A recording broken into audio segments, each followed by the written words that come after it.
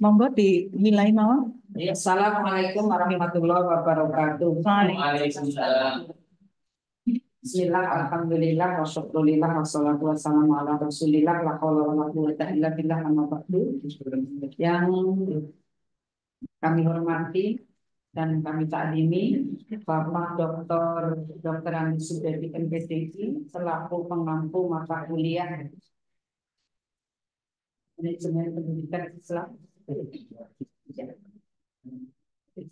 Teman-teman semuanya saja yang pada pagi hari ini bersama-sama untuk bertolakul ilmi, juga yang saya hormati dan saya muliakan.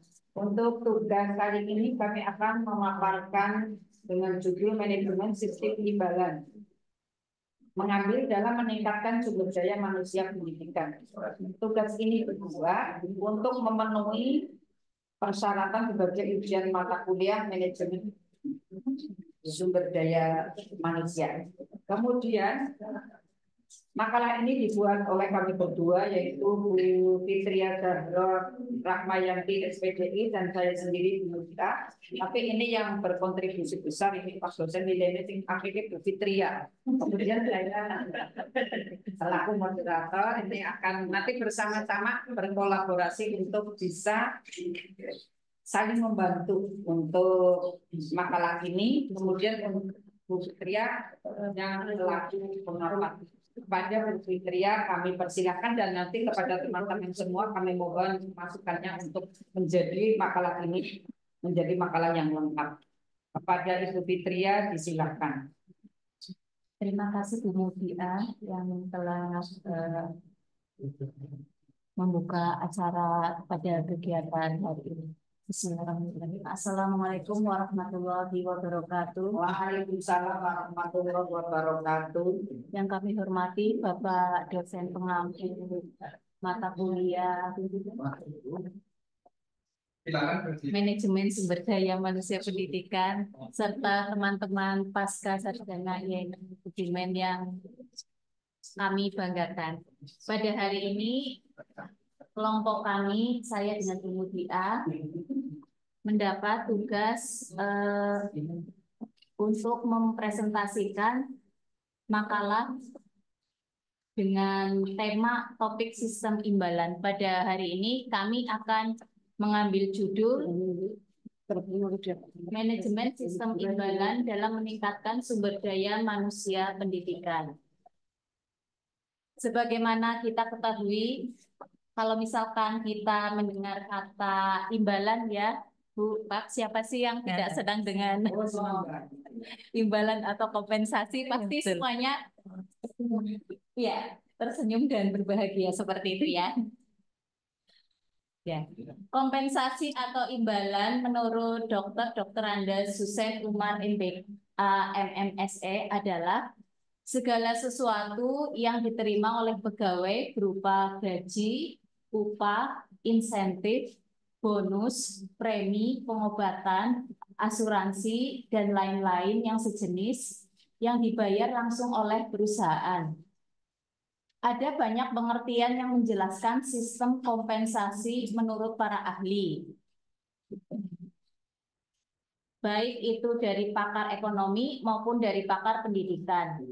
Adanya suatu permasalahan dalam pembahasan sistem imbalan inilah yang kemudian menjadi topik yang sangat menarik untuk kita telaah bersama teman-teman tentang kompensasi dari berbagai sudut pandang.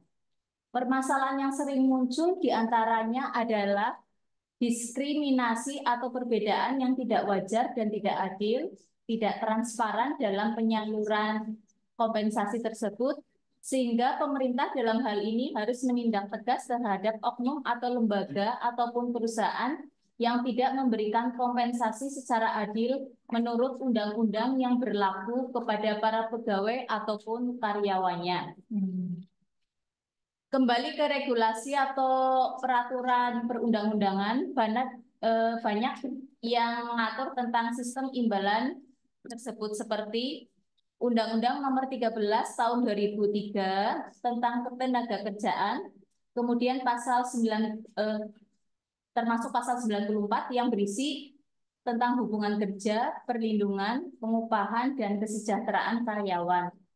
Kemudian di Lembaran Negara RI Nomor 46 Tahun 2021 tentang Ketenagakerjaan, cara pembayaran, bentuk pembayaran, dan pencabutan karyawan atau PHK ya, upah minimum dalam rangka keberlangsungan usaha dan peningkatan kesejahteraan karyawan. Ini sebenarnya sudah banyak undang-undang yang mengatur tentang kompensasi imbalan ataupun ketenagakerjaan dan lain sebagainya seperti itu ya. Dalam Islam juga sudah diatur tentang pekerjaan dan sistem imbalan. Pekerjaan sendiri menurut Islam dapat diartikan sebagai tugas, kewajiban, kepuasan kerja ataupun sebagai peranata sosial atau hubungan persahabatan ya. Seperti dalil dalam Quran surat Yasin ayat 33 dan 35, ini kita agar selalu bersyukur terhadap nikmat yang Allah berikan. Salah satunya adalah pekerjaan serta penghasilan yang diterima. Jadi kita bagaimanapun keadaan kita lah ya, yang menjadi guru MI, yang menjadi guru MTS, ataupun dan lain sebagainya, apapun bentuk pekerjaan yang kita laksanakan seperti itu kita syukuri lah ya Pak ya Bu. Kemudian dalam Quran surat Al-Ahqaf ayat 19 berisi tentang bahwa seseorang memperoleh sesuatu apa yang telah ia kerjakan. Insya Allah semua pekerjaan itu ada penghasilannya dan penghasilan itu insya Allah akan berkah, barokah, asal kita mau bersyukur seperti itu. Adanya manajemen dalam sistem imbalan seperti perencanaan, pembagian kompensasi atau imbalan, pelaksanaan pembagian imbalan, controlling atau pengawasan dari pemerintah dan para pemimpin mengenai regulasi sistem imbalan, evaluasi sistem imbalan sangat mutlak harus dilaksanakan agar imbalan atau kompensasi yang diberikan adil dan benar sesuai kontrak kerja dan sistem pembayaran yang sudah disepakati. Nah, jadi disinilah letak manajemen sistem imbalan tersebut Bapak Ibu. Jadi adanya perencanaan dan pembagian kompensasi atau imbalan itu sendiri, kemudian ada pelaksanaan pembagian imbalan itu sendiri, ada controlling atau pengawasan, kemudian evaluasi. Ini tidak akan terlepas ya dari manajemen ilmu manajemen yang kita pelajari bersama-sama. Oleh karena itu, wajib bagi pemimpin perusahaan atau instansi ataupun lembaga untuk memanajemen berjalannya sistem imbalan ini bagi karyawannya dengan merujuk juga pada analisis SWOT yang ada. Sebagaimana pada zamannya Khalifah Ali bin Abi Thalib, Bapak Ibu semuanya, yang memberi wasiat kepada para gubernur-gubernur pada masa itu, pada masa pemerintahan Ali untuk berbuat adil dalam memberikan gaji agar terhindar dari korupsi. Juga pada masa kekhalifahan Umar bin Khattab yang sangat memperhatikan dalam pembagian gaji, tunjangan, insentif, bonus kepada yang berprestasi, serta diiringi doa sebagai ucapan terima kasih seorang pemimpin kepada para pegawainya yang telah melaksanakan tugas dan kewajibannya dengan benar dan baik sesuai kaidah Islam dan sesuai dengan tugas dan resiko yang ditanggung pegawai pada masa itu agar terhindar dari suap. Ini Masya Allah ya Pak ya, untuk pegawai-pegawai pada zamannya Khulafaur Rasyidin ini, apalagi dipegang oleh Ali dan Umar, ini insya Allah tertib ya Pak ya, tertib, bebas dari suap korupsi seperti itulah ya. Kompensasi ada dua, yaitu finansial dan non finansial. Sebagaimana kita ketahui bersama bahwa kompensasi finansial itu contohnya Ada yang langsung, ada yang tidak langsung. Kalau kompensasi finansial yang langsung, contohnya berupa upah, gaji, bonus, komisi, dan insentif. Kalau kompensasi finansial yang tidak langsung berupa THR atau tunjangan hari raya. Jadi kalau kita berbicara tentang kompensasi atau imbalan ini sebenarnya banyak sekali macam dan jenisnya nih Pak Bu. Saya juga ini baru belajar, jadi tambah ilmu. Iya, alhamdulillah sekali. Kompensasi finansial bisa berupa juga pemberian tugas yang menarik, lingkungan yang nyaman, serta kebijakan yang sehat. Kemudian kompensasi non-finansial antara lain benefit atau manfaat untuk kesejahteraan karyawan dalam bentuk jaminan sosial, asuransi, pesangon, pensiun, lembur, liburan ini ya ternyata liburan itu juga termasuk kompensasi Pak. Ujian, pengakuan atas prestasi. Jadi ini ya seperti ibu-ibu di sini, Bapak Ibu guru ini yang sangat berprestasi ini harusnya ini ya mendapat kompensasi non finansial. Harus. Seperti itu dari lembaganya seperti itu. Ya. Sehingga tidak adanya yang diharapkan tidak adanya diskriminasi ya Pak Bu ya atau perbedaan yang tidak wajar atau tidak adil seperti itulah ya. Misalkan ada pekerjaan dan kemampuan, misalkan Bapak Ibu guru yang sama tapi kok apa tentang kompensasinya berbeda itu kan tidak adil seperti itu ya. Betul sekali. Jadi ini diperlukan seorang pemimpin atau sosok yang memang benar-benar Adil ya. ini bijaksana seperti itu. Iya. Cocok. Sebagaimana kita ketahui bersama bahwa suatu pekerjaan dalam Islam itu untuk mendapatkan hidup yang positif dan produktif, mendaya gunakan potensi yang telah Allah anugerahkan kepada kita berupa akal, hati, cipta, rasa, karsa yang harus kita manfaatkan sebaik mungkin agar kita bertawakal, selalu meminta perlindungan dan pertolongan hanya kepada Allah dalam bekerja. Tentu saja ini Bapak Ibu dalam bekerja banyak sekali tantangan dan hambatan kan ya. Dalam intern, extern itu kita sebenarnya kalau kita ingat seperti itu kita harusnya kita kembali lagi kepada Sang Maha Pencipta seperti itu ya Pak ya biar pekerjaan kita lancar. Pokoknya iyalah pokoknya berkah berjalan lancar seperti itulah ya. Nah, imbalan atau kompensasi adalah penghargaan yang didapatkan setelah tugas dilaksanakan. Pemberian imbalan yang baik tentu akan berdampak positif bagi karyawan atau instansi tersebut yang tentunya imbalan tersebut diberikan kepada para pegawai sesuai dengan aturan dan kesepakatan yang telah ditetapkan bersama. Nah, ini yang perlu digarisbawahi teman-teman semuanya. Jadi imbalan yang baik tentu akan berdampak positif bagi karyawan di instansi tersebut. Betul. Itu sesuai dengan aturan dan kesepakatan yang telah ditetapkan bersama juga. Jadi tidak ada imbalan yang istilahnya diberikan di belakang umpet atau main-main ada peraturan bikin peraturan tersendiri dan lain sebagainya seperti itu ya harus transparansi terbuka seperti itu dan para karyawan kasih tahu lah sistem regulasi pembagian apa ya kompensasi atau imbalannya seperti apa seperti itu biar transparansi semuanya. Berdasarkan kajian teoritis di atas dapat disimpulkan bahwa pemberian kompensasi sangat penting dilakukan oleh setiap lembaga atau instansi kepada karyawannya. Pemberian kompensasi yang baik akan berdampak baik pula bagi lembaga. Jika kompensasi yang diberikan secara baik, maka kinerja karyawan akan lebih baik, karyawan akan bekerja lebih efektif, efisien, meningkatkan kepuasan karyawan, dan lain sebagainya. Hal inilah menjadi pendorong majunya suatu lembaga.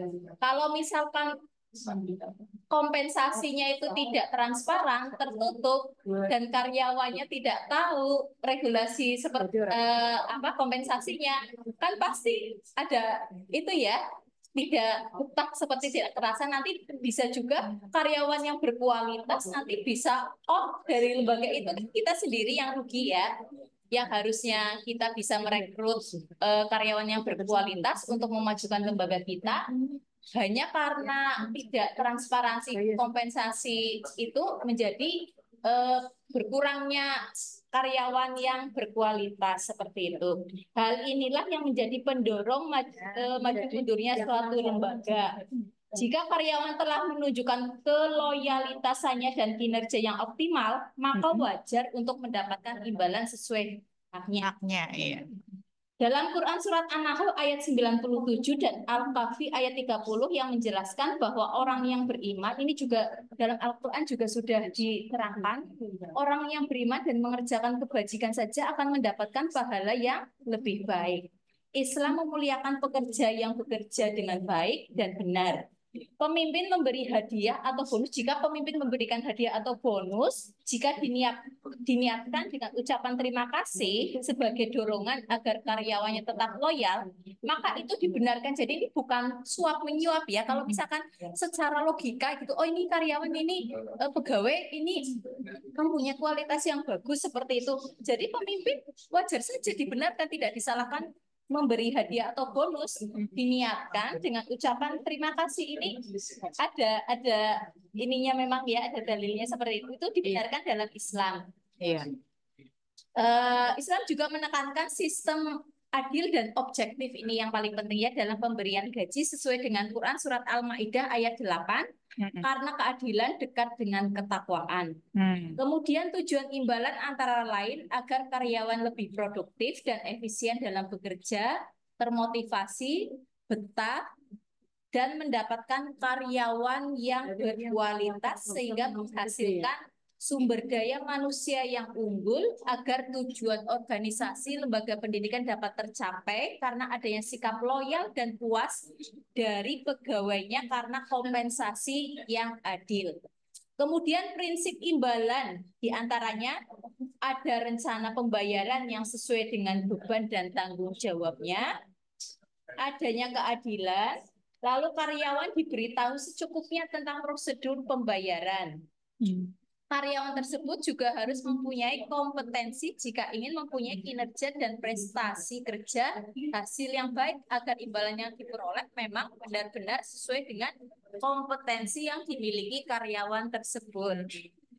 Ya, jadi dalam prinsip imbalan ini yang paling penting itu keterbukaan, keadilan, seperti itulah ya, sesuai prosedur yang sudah disepakati bersama seperti itu. Kemudian ada teori kompensasi, ada dua, yaitu teori standar hidup dan teori kemampuan membayar.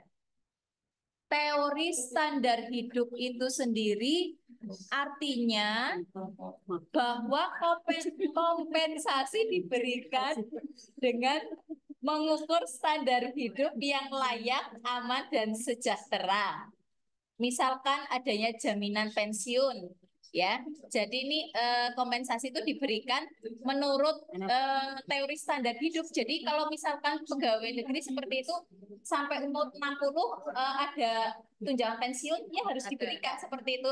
Itu teori kompensasi ini juga. Kami baru belajar di sama Allah. guru PI belajar kayak fakultas ekonomi ya. Yang kedua, teori kemampuan membayar. Ini disesuaikan dengan keuntungan perusahaan. Jika misalkan contohnya perusahaan tersebut mendapat keuntungan yang besar, banyak, maka kompensasi itu bisa diberikan. Tapi kalau misalkan perusahaan itu mengalami kerugian, lah, ya tidak ada salahnya kalau misalkan perusahaan itu tidak memberikan kompensasi yang sesuai yang diharapkan karyawan. Kalau misalkan karena adanya krisis moneter dan lain sebagainya seperti itu ya, jadi kita karyawan ya memaklumi seperti itulah. Jadi tidak hanya menuntut hak kita, kita juga harus tahu kondisi perusahaan atau lembaga tersebut. Maka dapat disimpulkan bahwa peranan imbalan dan motivasi terhadap kinerja sangatlah berpengaruh. Imbalan akan meningkatkan motivasi setiap individu karyawan karena kebutuhan mereka terpenuhi sebagai karyawan ya, baik lahir maupun batin ya. Seperti itu.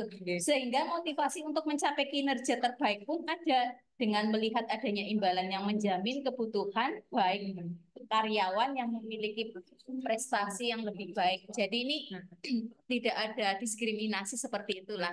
Insya Allah kalau misalkan sistem manajemen apa imbalan ini ya dalam meningkatkan sumber daya manusia pendidikan ini kita laksanakan sebaik mungkin sesuai apa kembali ke regulasi undang-undang peraturan yang ada dan dalil Quran dan hadis dalam Islam, insya Allah ya akan berjalan dengan baik seperti itu dan mudah-mudahan negara Indonesia menjadi negara yang Amin, amin, amin, amin, amin. pendidikannya Amin. seperti itu. Terima kasih. Terima kasih. Waalaikumsalam warahmatullahi wabarakatuh. Terima kasih, ini Bu Fitria sangat luar biasa, Keren banget. menyampaikan secara panjang lebar. Nanti jadi untuk teman-teman semua yang memberikan masukan ini, jadi saya juga ingin membantu untuk menarik garis besar yang Bu Fitria tadi sampaikan. Ya inilah pentingnya pendidikan manajemen di lingkungan apapun juga. Kalau manajemennya bagus, yang insya Allah juga akan menghasilkan kebaikan juga. Ini memang tadi yang disampaikan oleh Bu Fitri ya, itu diantaranya yaitu bahwa imbalan itu adalah suatu yang diterima oleh pegawai berupa insentif, bonus, premi, dan lain-lain. Mungkin nanti akan kita sesuaikan karena ini lembaganya lembaga pendidikan, mungkin nanti akan bercerita tentang imbalan seorang guru di suatu lembaga pendidikan. Yang penting naik gaji di PNS dan non PNS nanti berbeda. Kemudian itu juga nanti akan melihat kekuatan dari lembaga itu sendiri. Kemudian tadi yang kedua Bu Fitria sampaikan itu adalah ini pentingnya manajemen. Karena ini sedang membahas tentang manajemen sistem imbalan, maka Bu Fitria tadi mengambil manajemen sistem imbalan. Adanya manajemen dalam sistem imbalan itu yang diperlukan adalah perencanaan. Di antara perencanaan itu adalah dalam pembagian kompensasi atau imbalan. Jadi sudah direncanakan terlebih dahulu. Setelah direncanakan kemudian dilaksanakan. Pelaksanaan pembagian imbalan itu harus disesuaikan. Kemudian setelah pelaksanaan juga diperlukan controlling untuk pengawasan. Setelah itu yang terakhir adalah evaluasi agar sistem itu diberlakukan sudah sesuai apa belum dengan adanya evaluasi. Kemudian tadi juga di Bu Fitria sampaikan, ini cuma garis besarnya saja. Kompensasi itu ada dua, finansial dan non finansial. Berarti berupa materi, finansial berupa materi dan non finansial berupa seperti tadi apa ya, memberikan apresiasi tapi tidak berbentuk barang. Betul ya.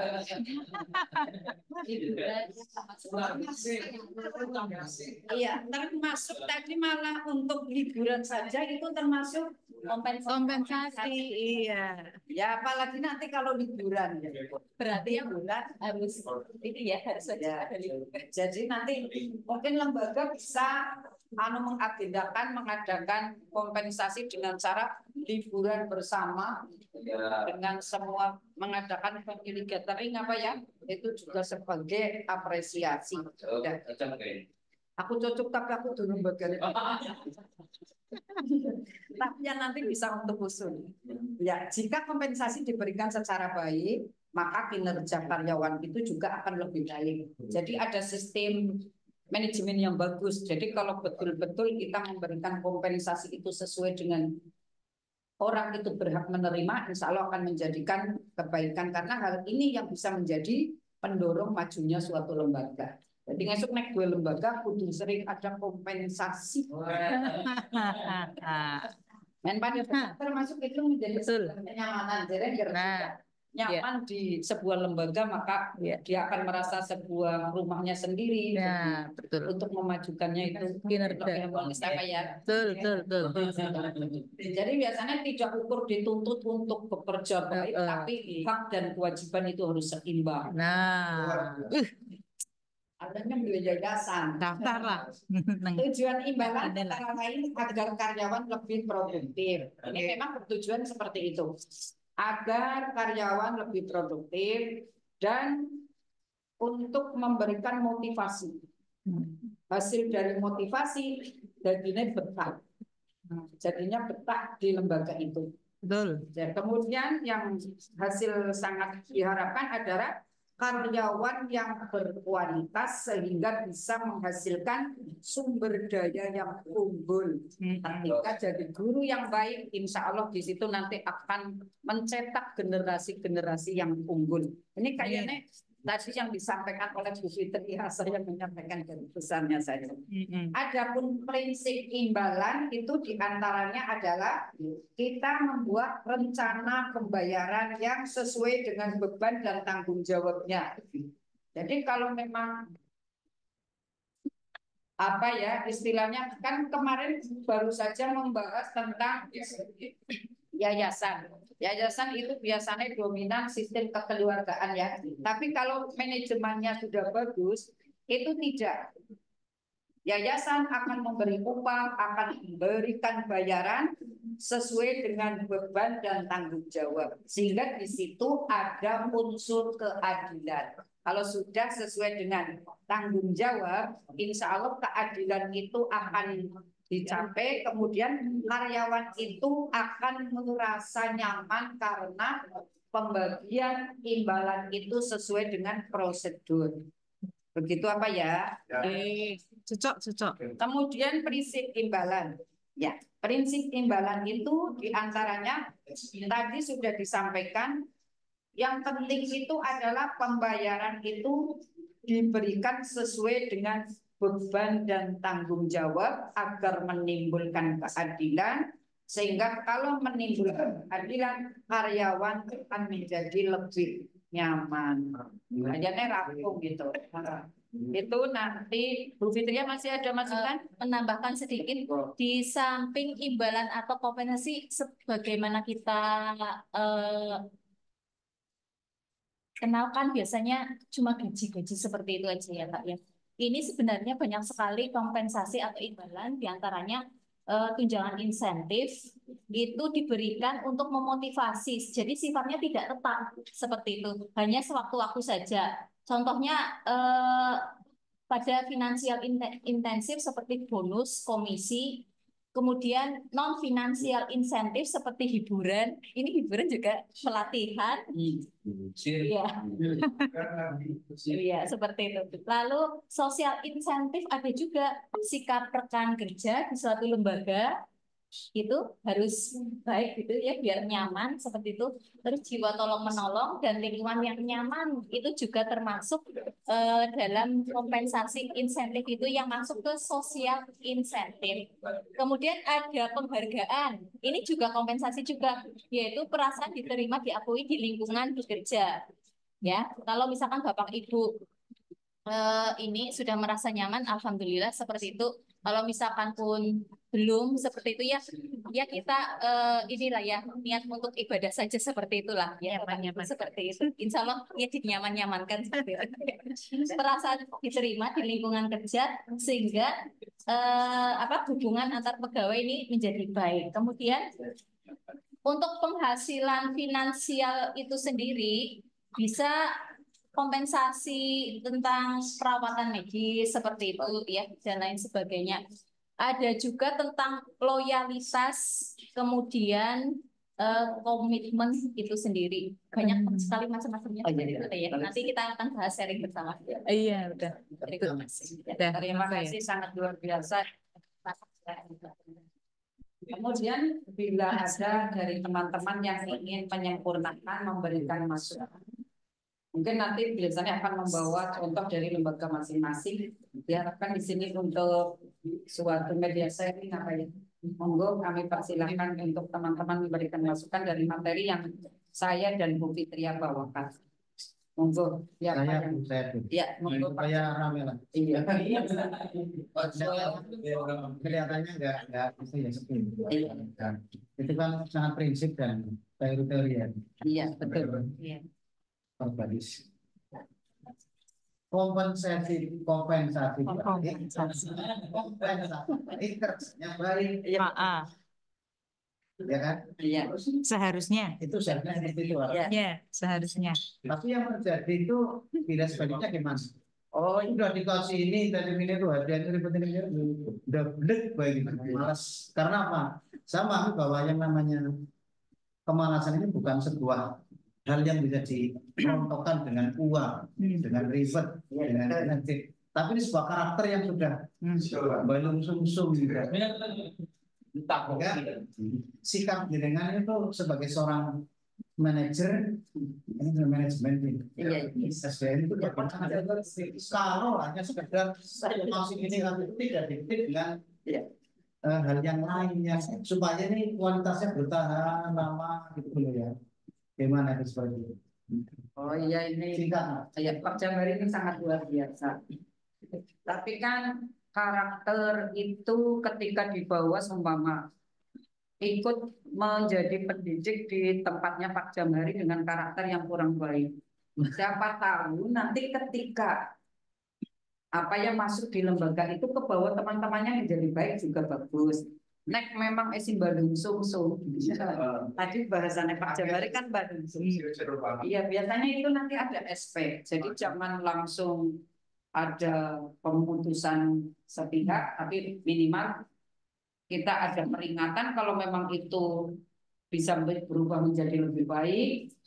Mungkin di situ tetap diberlakukan seperti yang lain. Kita kan jarene kan pada berdakwah ya. Apabila ada teman kita yang tidak baik, kita ajak untuk menjadi lebih baik. Ya, menambahkan sedikit, Ya, sebelum kompensasi itu diberikan kepada karyawan, apalagi karyawan yang berprestasi seperti itu ya, pasti pemimpin yang bijak seperti itu sebelumnya harus mengadakan controlling atau evaluasi atau pengawasan seperti itu. Kalau misalkan benar-benar karyawan tersebut berkualitas seperti itu, baru kompensasi tersebut diberikan. Jadi mungkin jarang ya kalau misalkan tanpa adanya controlling atau evaluasi pengawasan dari pemimpin itu langsung kompensasinya diberikan dulu seperti itu. Pasti sebelumnya pemimpin itu harus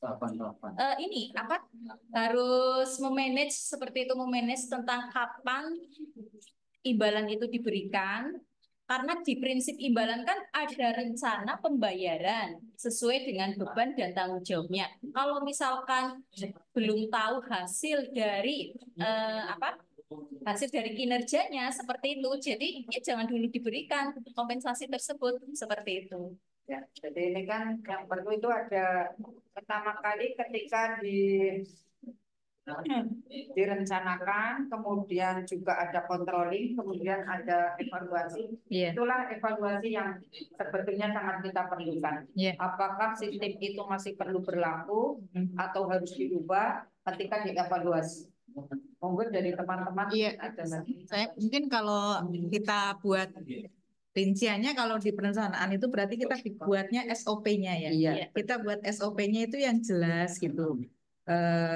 Ada SOP-nya, SOP-nya itu disosialisasikan ke semua karyawan, kemudian di samping ada reward, bonus-bonus juga ada punishment seperti itu. Itu sudah disampaikan di awal. Syukur pisan kalau ketika di awal dia menjadi karyawan sudah sesuai, sudah ada, sudah diberitahu job description-nya di mana apa saja yang dilakukan. Kemudian nanti ketika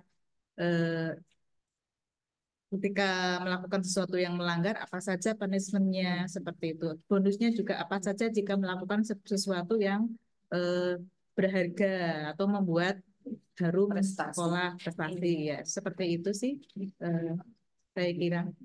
Juga kalau misalkan lembaga tersebut misalkan anggaran dananya kurang mencukupi, kita kan di sini ada banyak kompensasi ya, jadi tidak harus berupa materi seperti itu.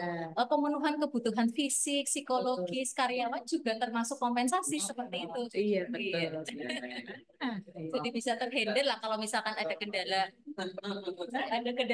finansial. Terima kasih Bu Syarifah juga begitu sekali. Jadi saya juga akan bercerita tentang lembaga saya ya. Iya. Lembaga. Saya mempunyai sebuah yayasan. Yayasan itu bukan dibentuk atas keluarga lah ya, karena melibatkan masyarakat. Karena kita melibatkan semua tokoh masyarakat. Jadi ketika sudah mulai dari pengrekrutan tenaga itu kayak guru, itu memang harus ada kesepakatan di antara yayasan itu. Jadi tidak main padune padune anaknya ketuanya masuk, tidak, semua masuk dengan seleksi. Seleksi itu semuanya masuk dengan seleksi. Dan apabila tidak seleksi, apabila tidak melalui seleksi, itu kesepakatan semua yayasan itu berkumpul di situ. Karena sebelum diangkat diterima, itu kalau di tempat saya itu sebuah lamaran banyak ditumpuk, nanti ada rapat tersendiri. Yayasan itu. Jadi wong saya itu di yayasan saya itu kan saya menjadi kepala. Bapak saya itu setiap kali berapa bulan sekali itu mengingatkan pun segera mengundurkan diri. Karena apa? Tidak enak untuk sampai ada seperti itu. Tapi apa ya hubungannya karena permintaan kedinasan kan begitu. Kemudian cara memberikan reward itu, cara memberikan gaji. Kalau cara Bu Fitri tadi kompensasi. Jadi ada gaji, ada kompensasi. Kalau yang gaji ini adalah yang berhak diterima. Contoh, itu sudah ditentukan. Semua guru gaji pokoknya ada. Jadi yang masuk juga nanti kalau guru itu akan masuk sudah dibacakan gaji pokok. Setelah gaji pokok ada TMT, kemudian ada transport. Transport itu dihitung dari jauh dekatnya. Transport itu dari jauh dekatnya. Jadi nanti gaji pokok itu sama. Gaji pokok seumpama 500, semua 500.000. Semua 500. Bedanya nanti di TMT, kemudian di transport, tunjangan transport. Ya. Jadi kalau rumahnya lebih jauh, transportnya lebih tinggi. Jadi seperti itu. Dan kemudian bagaimana Pak Hasan istri ke satu, istri kedua? Aduh, kena loh. Itu saya kedua yang tapi kalau yang diberlakukan di tempat saya itu sungguh-sungguh. Kemudian memang yang namanya yayasan itu harus sering-sering memberikan penyegaran lah. Jadi tidak hanya menuntut guru itu berkualitas, berprestasi, tapi dari yayasan itu sering memberikan reward itu imbalan. Kayak kemarin untuk tahun 2023 dari yayasan itu mengadakan family gathering dengan anak itu. Kemudian di semua guru itu ya diberi sangu semua. Beliau berprinsip kegiatan ini tidak setiap bulan, tapi juga melibatkan agar keluarga karyawan itu terasa memiliki, dan seandainya nanti istrinya disibukkan istilah kerja lebih, kan suaminya juga lebih tahu karena dia sudah terlalu mengenal.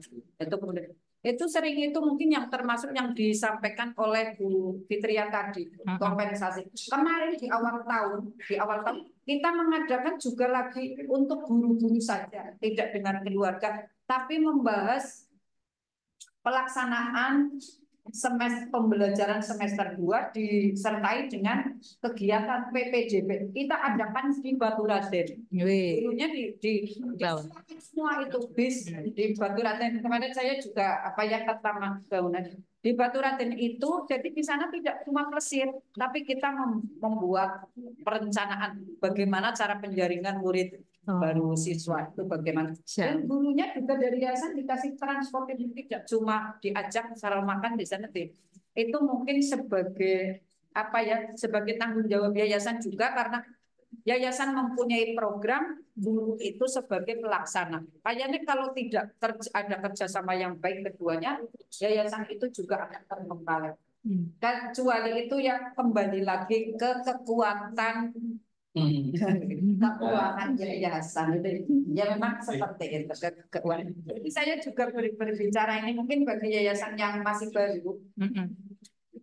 Ketika di tempat saya mendirikan yayasan untuk menggaji guru itu kan belum ada, karena muridnya kan tidak serta-merta narik infak tinggi. Jadi kita membuat donatur.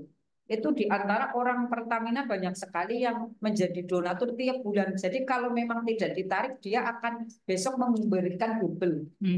Jadi orang-orang Pertamina pertama 500 dan 500 setiap bulan. Tapi ketika yayasan kita sudah mampu, sudah kuat, kita memberitahu sana. Alhamdulillah sudah. Jadi monggo Mbok Bandi dialihkan ke yang lain. Jadi ada sebuah laporan pertanggungjawab orang ketika diberi donatur ya terus, baik itu tidak. Ketika sudah merasa mampu, ini kan bos sudah bisa, infak sudah cukup. Kita memberikan lupa, kita memberikan surat ke apa? Ke pendonatur itu bahwa kekuatan yayasan insya Allah untuk menggaji guru sudah agak bisa lumayan. Jadi silakan kalau mau dialihkan atau tetap. Sampai sekarang seperti itu. Jadi apa ya, sekarang sudah tidak ada banyak donatur kayak dulu itu. Jadi memang bisa transfer, bisa titip itu orang-orang agnia. Jadi orang murid tidak terlalu bebani. Tapi kalau sekarang karena sudah dianggap juga lembaganya sudah dilirik oleh masyarakat, ya kita infaknya sudah bisa membudget berapa.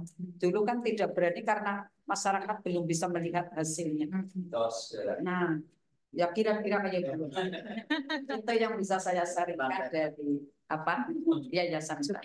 Ya. Bu Fitri, ya, saya bertanya apa gimana? Si tadi bicara kompensasi, bicara imbalan itu agak sedikit tidak kurang kayak upah gitu.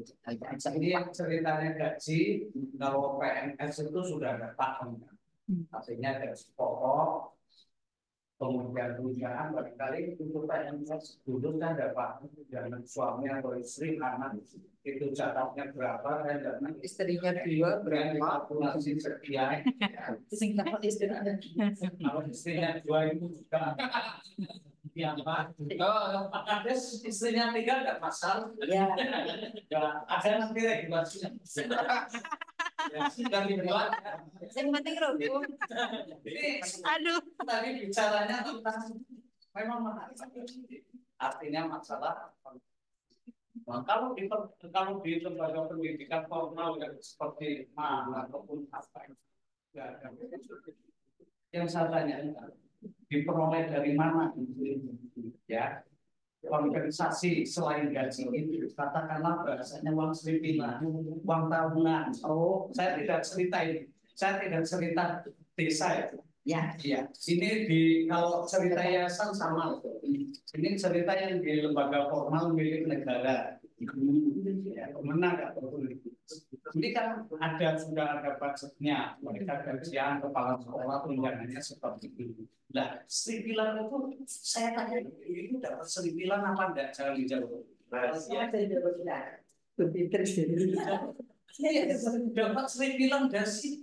Saya kok prihatin kalau mengandalkan gaji. Kepala desa itu setiap bulan muncul terus uang. Nggak ada targetnya apa. Saya kadang waktu saya jadi kepala sekolah man ya, kemudian waduh sedikit sekali. Budayanya itu jadi keberkahan selalu. Kalau dimajui.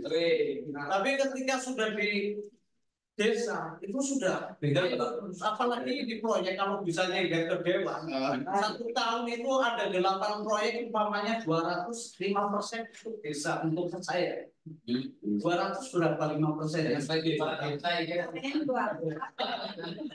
Daftar. akhir tahun ini dapat sekian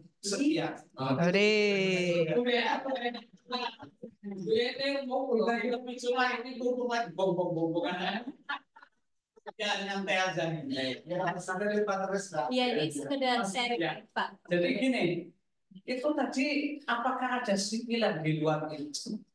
Saya pernah mengambil satu yayasan lembaga pendidikan itu bisa Anda gitu. Anak itu nggak ke sekolah itu kan dapat kemudian donatur dari luar yayasan dan lain sebagainya kemudian dibagi ketika tahun lebaran kan seperti itu. Tapi saya rasa kok sedikit sekali seripilan ini tidak kayak di desa Pak.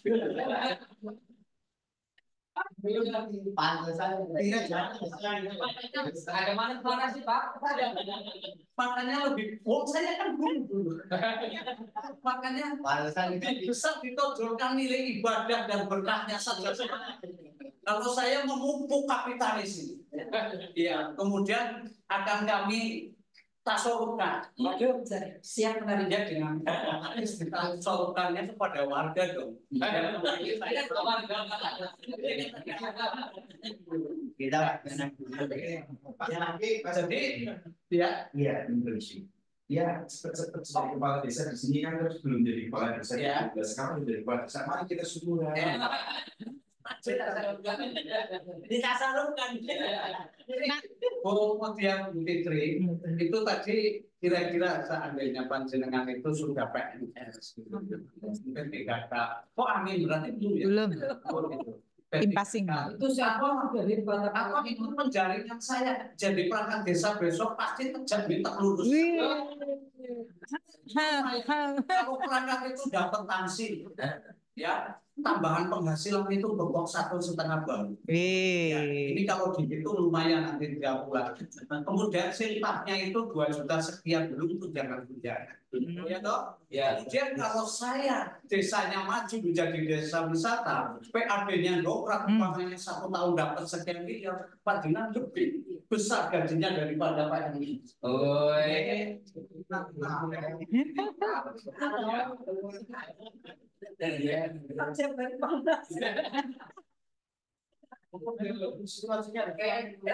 Kepo banget ge. Terus viral jadi. Saya sedikit prihatin.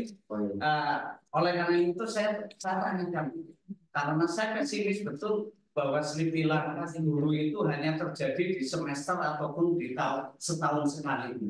Itu keprihatinan, makanya silakan nilai ibadah diutamakan.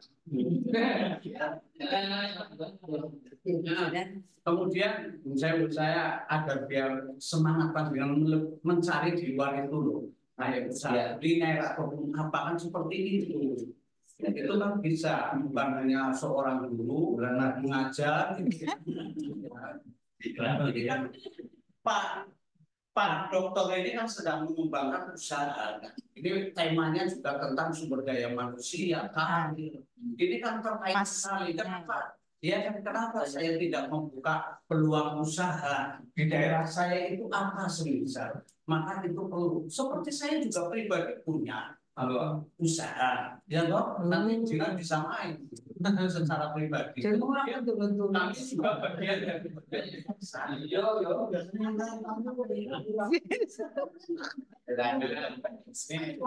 Nih, saya tidak artinya menyatakan ini kok kecil, tapi kita karena sama-sama orang Nahdien pasti yakin. Iya, itu berkah itu yang ditonjolkan oleh kita. Buat apa gaji besar, tapi ternyata uangnya habis karena punya penyakit diabetes. Stroke karena apa? Dia kaya raya apa tapi tidak nikmat. Sementara yang mansur makan tubar nikmat nanti seperti karena kita itu benar-benar berkah. Oke, kemudian itu satu. Dari mana kira-kira kalau instansi tersebut adalah lembaga formal bukan yayasan? Diperoleh dari mana saja coba? Kalau desa sudah jelas, ya. Saya ceritakan Pak luar biasa kayak gitu. Asal wani menerima dosa atau tidak. Ya seperti saya dapat 10%, 5% dari proyek itu, apakah ini halal dan tidak itu nanti saya biasa dengar ya. Saya kira enggak. Ini bukan domain yang kita bahas, tapi yang jelas saya minta kira-kira tadi Mbak Fitri menceritakan ada bonus lah, ada apa bagaimana? Silakan. Saya menyanyi. Ya. Pak Sauki luar biasa ini Pak dosen. Maka satu-satunya mahasiswa yang luar biasa sampai uangnya bingung hitung itu. Sampai saya tadi menyampaikan kalau mahasiswa terkeren. Pak Sauki banyak sekali uang yang susah dialokasikan, ini nanti teman-teman jadi bingung. Terus kayaknya kalau Bu Fitri harus ngelamar di tempatnya Pak Sauki, tak dorong terlantar. Cuma kan suaminya Pak dosen itu. Ya, jadi kayaknya ya ini untuk suaminya Pak Bu Fitri anu dosen Pak ini di UIN Pak Agus. Songo. Sunan Kalijaga ya, Sunan Kalijaga dan saya juga. Ya. Jadi apa terima kasih tawarannya Pak Sauki, ini saya mewakili dari Bu Fitri. Begini ya. Kita nanti bisa jelaskan. Karena sudah ada dua ya. Oh iya, masih ada dua. Gayeng banget.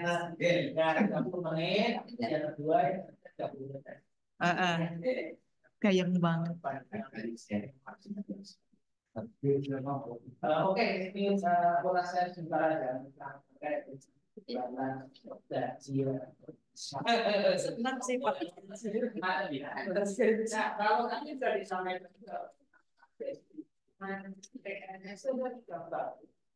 SOP-nya ada jelas sudah golongan kita sekian, masa kerja sekian, sebenarnya nggak bisa bohongin, artinya sudah ada seperti itu dan nggak protes. Golongan dua, golongan tiga itu harusnya nggak protes saja. Kemudian tunjangan yang lain saya kira termasuk sertifikasi kalau sertifikasi bukan insentif apa yang namanya kinerja dan tidak atau LP kalau tahu ya. Kalau persoalannya yang swasta, swasta jadi bagaimana swasta itu kan rohnya siswa. Kalau siswanya sedikit dengan gaya jarak tempuh. Tapi kalau siswanya banyak bisa terserap oleh kesejahteraan dari sekolah. Nah misalkan swasta muridnya sedikit, paling 1 bulan kita biaya bisa paling 500-400 pol. Nah itu kalau kita siswanya betul. Ya dinobatkan kata apa itu bersih waktu kurang kata berukur. Kalau swasta. Tapi nanti kalau dia masa kerjanya lama, swastanya berkembang, dia dapat sertifikasi mungkin yang di swasta sertifikasi. Nah itu sudah jangan. Nah bentuknya tidak seperti kita di luar negeri, bisa di luar negeri, saya pernah di Finlandia di swasta ribet setiap tahun itu untuk seorang guru silakan dikasih ini baru ngambil di negara mana itu kan diajarin. Kalau kita kan tidak ribetnya sendiri dan sebagainya. Di negeri pun ribetnya mungkin ada sejarahnya seperti tadi. Kalau ini ada beasiswa ini dengan bisa belajar dan ASN beasiswa belajar nggak bisa. Jadi tinggal kapasitasnya itu apa lembaga swasta atau apa persoalannya. Kan sudah dihitung oleh swasta. Bayaran ketika orang itu tidak kerja keringat dari kalau ASN sebenarnya masih di bawah yang swasta soalnya. Karena dia kerja penjatuh jelas ya. Nah, kalau yang swasta kan swasta itu kan ya. Sedangkan revenue yang lain itu juga berdasarkan kemampuan perusahaan atau kemampuan. Iya. Kalau mampunya segitu masa harus memaksakan. Kita belum itu kalau bisa sih tadi awal itu kan. Kalau sudah berkembang jangan sampai tidak benar kan ya. Kemudian juga harus menyediakan entrepreneur dulu itu kalau bisa menanamkan siswa gurunya harus entrepreneur.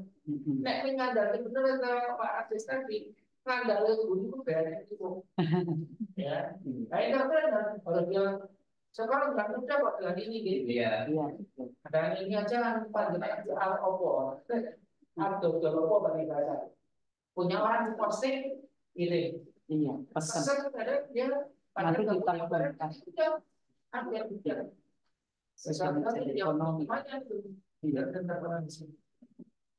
Harus menunjukkan jiwa kepada diri anak-anak kita. Kalau nanti dia nggak perlu baik. Masuk dia menulis S1 ya isi banyak tenaga, yang kedua isi banyak nanti Bahkan ya bagaimana kita menumbuhkan jiwa entrepreneur. Dan itu guru-guru yang mau. Dan itu yang kaya ya. Sebenarnya kalau kaya itu kan mau sedekah kan gini. Ya orang mau sedekah usaha enggak. Nah, cara Pak Ade sedekah sih kalau ibu lihat emang. Sudah tanya lah.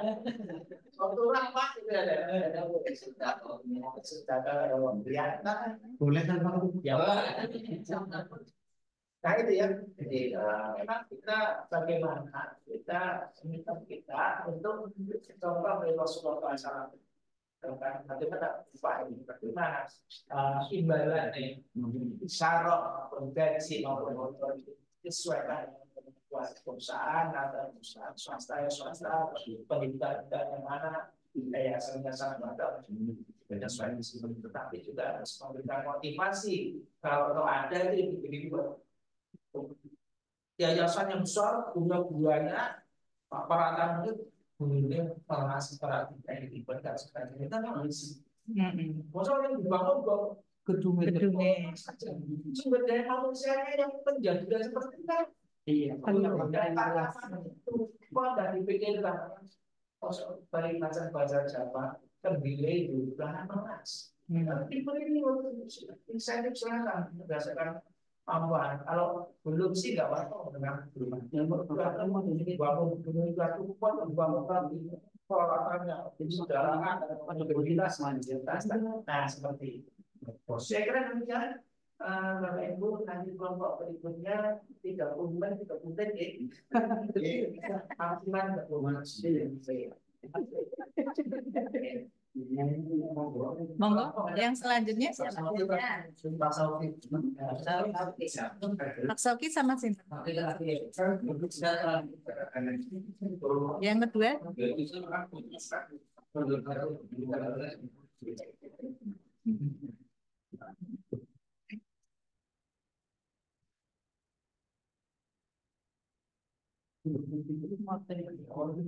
Ini keren banget.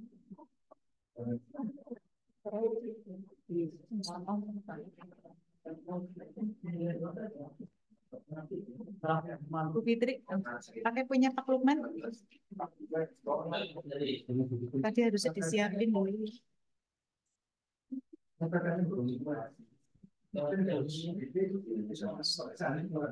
Bisa. Ini aneh nggak? Jadi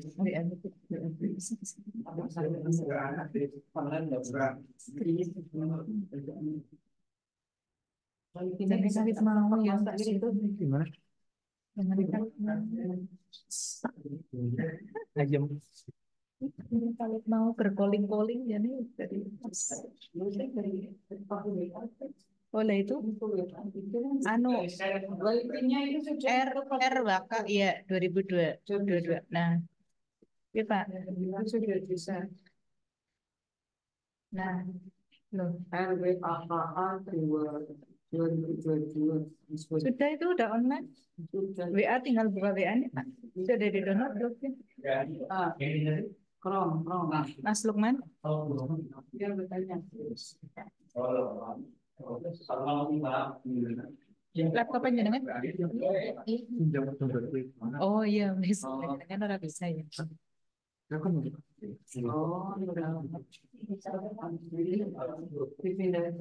Oke, benar Mbak. Oh iya, pakai laptop itu saja buat nanti juga sekalian, jadi nggak dijelak balik. Materinya ada yang nggak kirim ke situ. Kalau bolak balik nanti itu kan sudah online. Tinggal kirim langsung materinya. Tapi kan kita bagi seperti itu Mbak. Di WA. Cuman nah itu posisinya WA BB bukan nggak? Bukan. Buka WA-nya. Nah itu, itu grup pasca buka klik buka download. Punya siapa? Punya Pak Mustahil ya? Pak Mustahil ya? Apa di grup? Nah itu. Nah. Sabar Jang.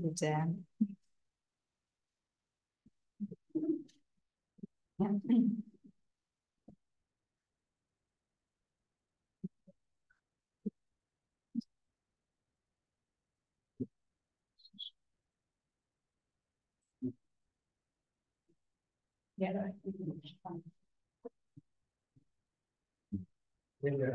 Ya, Monggo. Monggo langsung aja. Assalamualaikum warahmatullahi wabarakatuh.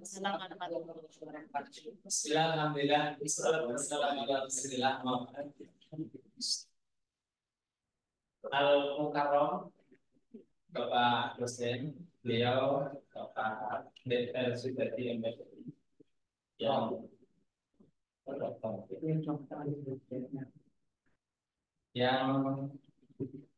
kita harapkan manfaat barokah ilmunya, teman-teman senasib perjuangan dengan cara juga, dan insya Allah semuanya diberkahi oleh Allah Subhanahu wa Ta'ala. Langsung saja pada kesempatan kali ini kami bersama Pak Saudi memenuhi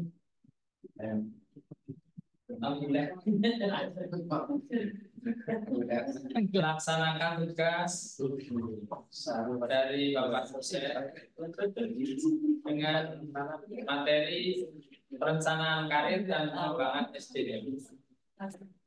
Semoga apa yang akan kami sampaikan bermanfaat terutama buat kami sendiri dan buat teman-teman semua. Allahumma amin ya rabbal alamin. Dan selanjutnya sudah barang tentu nanti banyak kekurangan dan kesalahan, mohon bimbingan dan arahan dari Bapak dosen terutama dan dari teman-teman sekalian. Lanjut Mas. Dan yang kedua sudah, dan yang ketiga ya, itu betul. Nah, dalam kesempatan kali ini tata pembahasan yang kami angkat adalah pengertian pengembangan karir, kemudian tujuan pengembangan karir, jenis pengembangan karir, manfaat pengembangan karir, faktor yang mempengaruhi pengembangan karir, kegiatan pengembangan karir secara individual, penelitian terdahulu, dimensi dan indikator misioner, yang terakhir contoh kasus. Ya, lanjut Mas. Kemudian apa itu pengembangan karir? Saya kira kita itu dengan pertanyaan ini sudah bisa menjawab sendiri-sendiri. Tetapi secara ilmiah kami sampaikan itu pengembangan karir adalah sejumlah posisi kerja yang dijabat seseorang selama siklus kehidupan pekerjaan sejak dari posisi paling bawah hingga posisi paling atas. Kemudian yang lain, sedangkan menurut siapa ini Pak? Bernardin dan siapa lagi itu ada Russell. Saya bacanya bilang gitu Pak. Bukunya kritik Pak, masa Pak. Jujur banget aku. Yang karir adalah persepsi sikap pribadi dan perilaku seseorang yang terkait dengan aktivitas-aktivitas dan pengalaman dalam rentang perjalanan pekerjaan seseorang. Ya, contoh dulu Pak Lurah itu sebelum jadi lurah jadi apa dulu Pak? Dulu kepala sekolah. Kepala sekolah. Jadi ayat pindah. Dan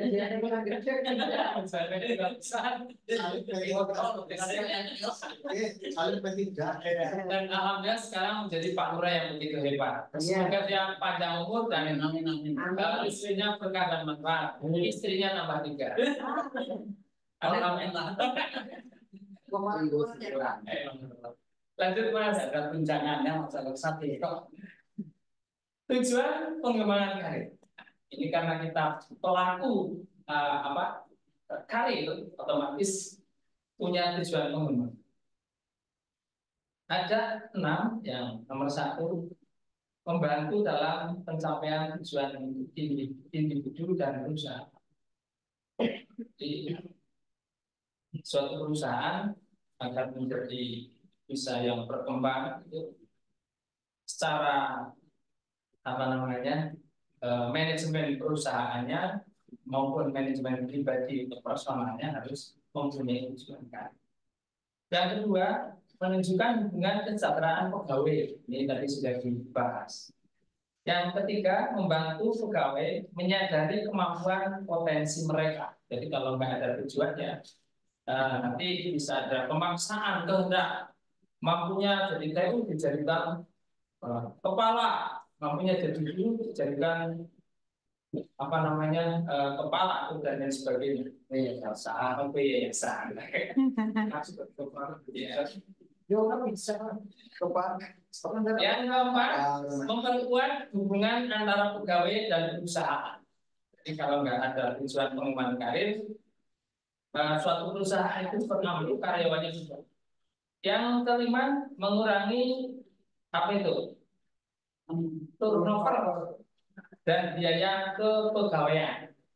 Kalau nggak ada tujuannya, nggak ada tujuan pengembangannya, bisa apa namanya, misalnya kurang dievaluasi, bisa bengkak anggaran. Kemudian yang terakhir, mengurangi keusahaan profesi dan manajemen. Lanjut Mas. Selanjutnya, jenis pengembangan karir. Menurut Hasibuan, terdapat 4 poin.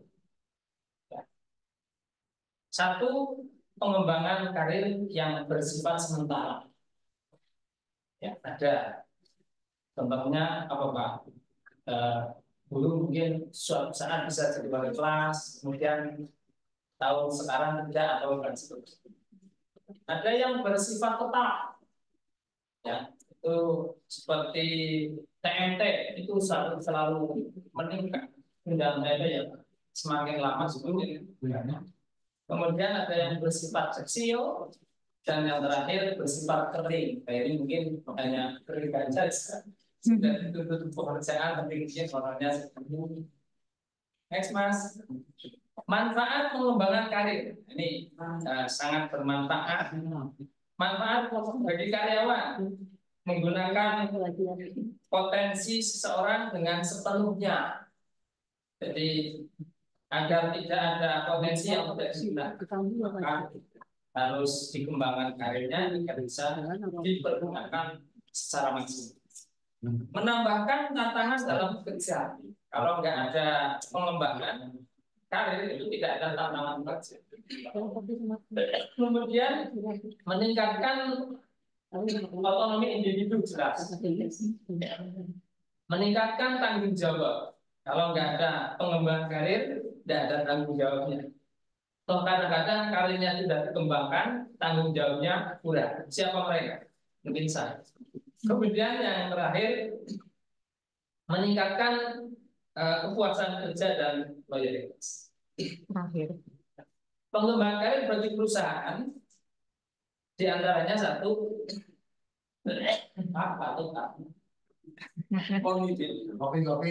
menjamin ketersediaan bakat.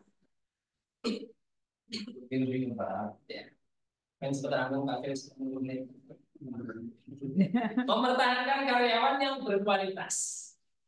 Biasanya perusahaan-perusahaan itu memberikan pengembangan karir atau ada plannya, salah satunya untuk menjaring dan mempertahankan kualitas karyawan yang berkualitas.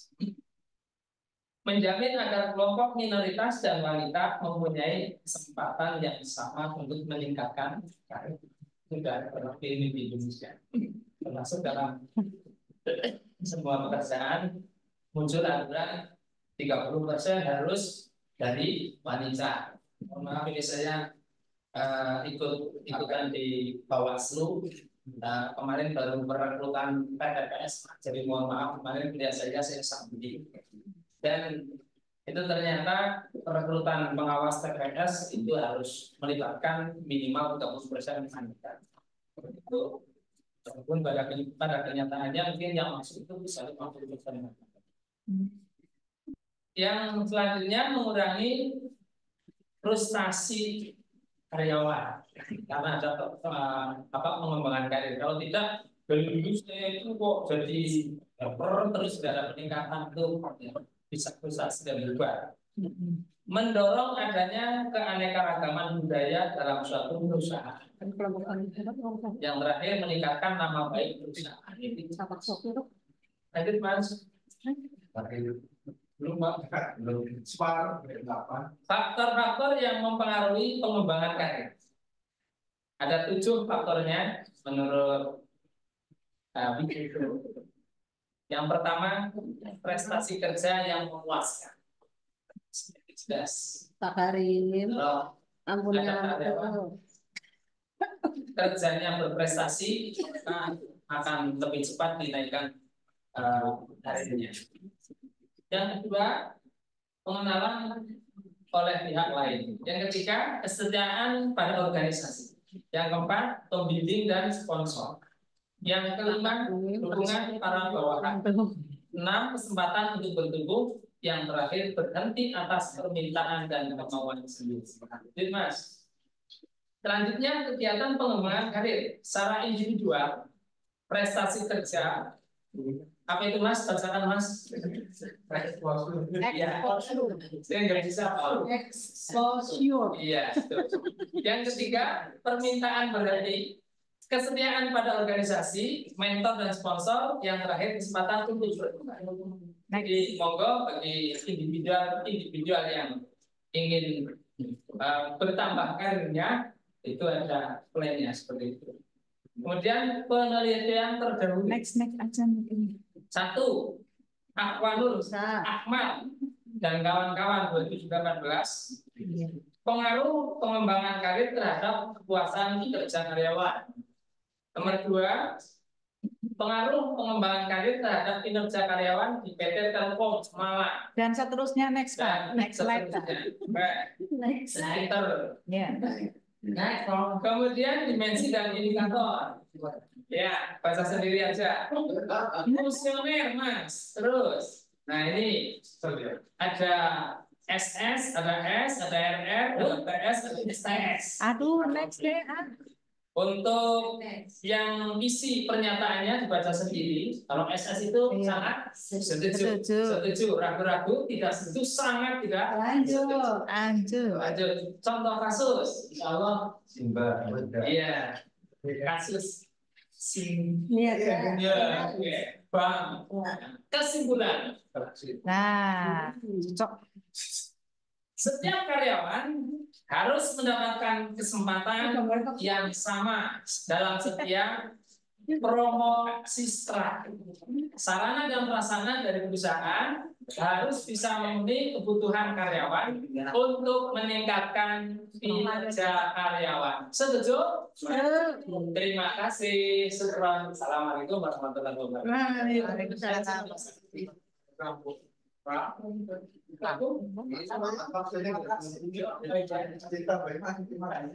Jenengan sih sama-sama Pak. Jenengan tadi sama-sama. Jenengan sama-sama kelompoknya. Oh, Masya Allah.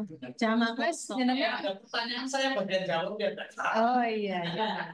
Mungkin saya mau menanggapi atau menambahkan atau bertanya, silakan nanti dijawab oleh beliau Bapak. Mungkin dihabiskan dulu. Dihabiskan dulu sampai kelompok 6. Ini kelompok 5. 4 tadi Bu. 45. Oh, ini tinggal 1 lagi kelompok 4. 5 kelompoknya sama. Oke, presentasi tapi apa kita buka temanya dulu? Langsung nanti tanya jawabnya di akhir. Ya wis. Yuk Sambil makan. Mau Pak. Di sini apa? Yuk, Pak Sudin. Di atas saja Pak. Di atas. Di depan.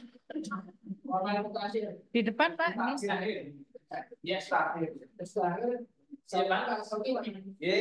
Mbak Lurah Pak. Itu fotonya gampang kan? Ini fotonya lebih ganteng kan? saya namanya Sauki Pak. Ini kan saya pakai presiden Pak, bukan orang atau itu bukan Pak Soki itu Pak. itu foto Google tahu kok. Oke, langsung semula. Sama ngomongin Bapak. Ya. Ya. Assalamualaikum warahmatullahi wabarakatuh. Waalaikumsalam warahmatullahi wabarakatuh.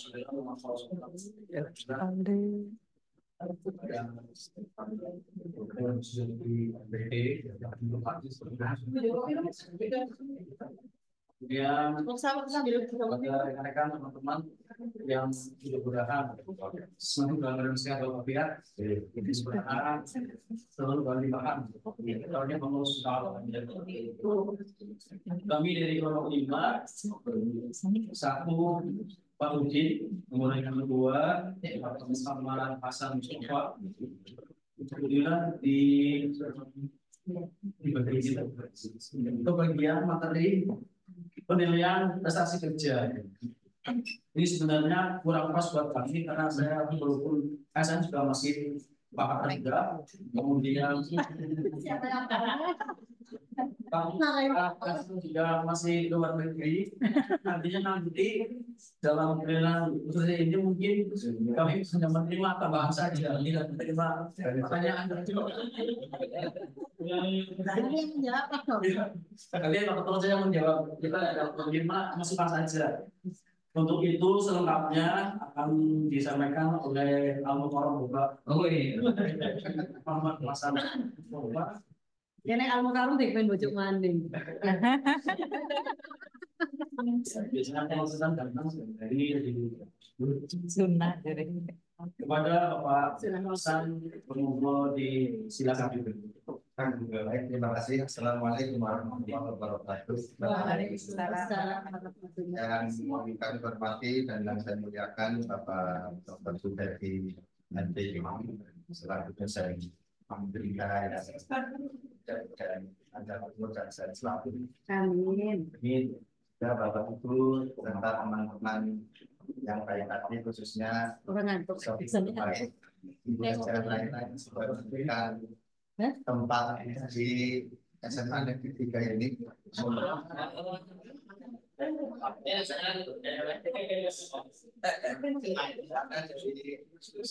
Dari tadi teman-teman dari awal sampai sekarang belum ada yang ucapin terima kasih teman rumah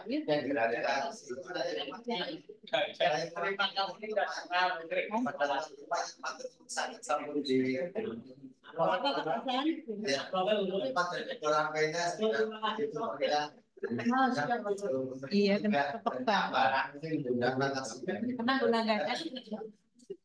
mendapat amal ibadah yang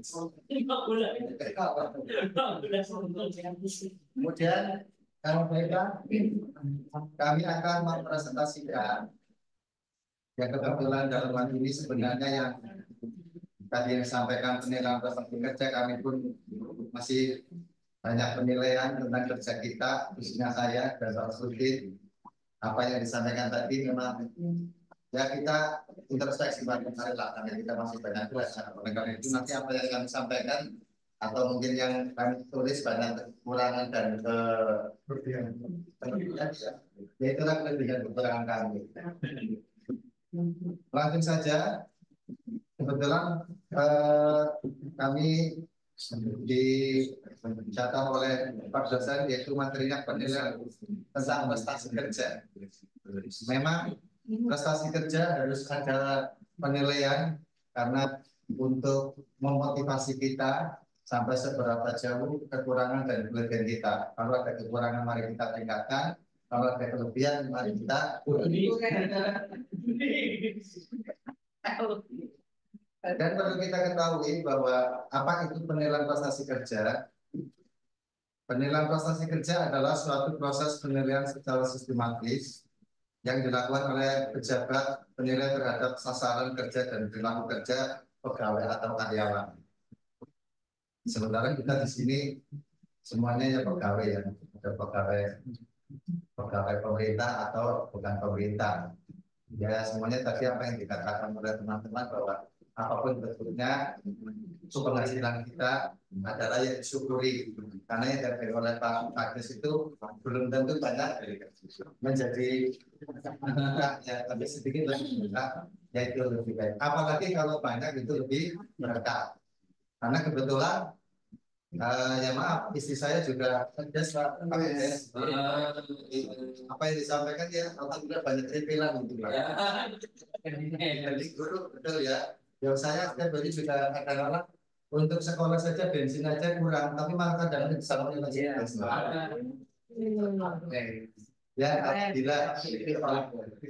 Jadi mau baik bagi yang minat mau jadi kadis atau minat di sana mana Pak Kades memang reviewers di Berdesa memang luar biasa banyak dibanding sekolah. Tapi semuanya tergantung niat kita. Kalau memang hobi kita mau menyampaikan ilmu, ya jadilah guru. Tapi kalau memang kemudian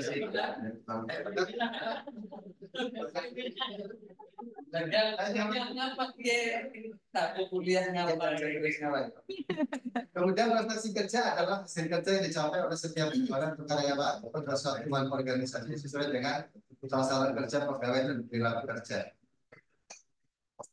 Harus diingat, itu ada peringatan harus diingat. Suatu instansi, saya juga tidak tahu ini ada kata-kata harus diingat. Suatu instansi atau perusahaan tentunya memiliki tujuan. Tujuan inilah yang membuat instansi atau perusahaan tersebut ada, namun terkadang muncul kendala yang membuat tujuan tersebut tidak tercapai. Untuk mencegahnya, maka perusahaan harus mendorong karyawan untuk mencapai kinerja dan prestasi yang lebih baik dari waktu ke waktu. Karena apapun kerja kita, setiap harinya, setiap minggunya, setiap bulannya ini harus ada peningkatan. Karena kita sudah ngasih juga hari ini harus lebih baik daripada hari kemarin. Intinya seperti itu. Kalau yang nggak baik, berarti termasuk golongan orang yang rugi. Ya hari ini alhamdulillah semakin kita tambah cerdas, walaupun sambil makan tambah cerdas. Tambah semangat. Oke, lanjut. Kemudian menurut Hasibuan 2003 halaman 105 bisa dibuka nanti panjenengan di rumah. Ini menyatakan prestasi kerja adalah suatu hasil kerja yang dicapai seseorang dalam melakukan tugas-tugas yang dibebankan kepadanya yang didasarkan pada kecakapan, pengalaman, dan kesungguhan serta ketepatan waktu. Prestasi kerja dipengaruhi oleh 3 faktor, yakni kemampuan dan minat seseorang kerja, kemampuan dan penerimaan atas penjelasan delegasi tugas dan peran, serta tingkat motivasi seseorang bekerja. Menurut Handoko, terus saja lah, ada menurut Handoko ada Mahbubah Prawira, itu saja Mas.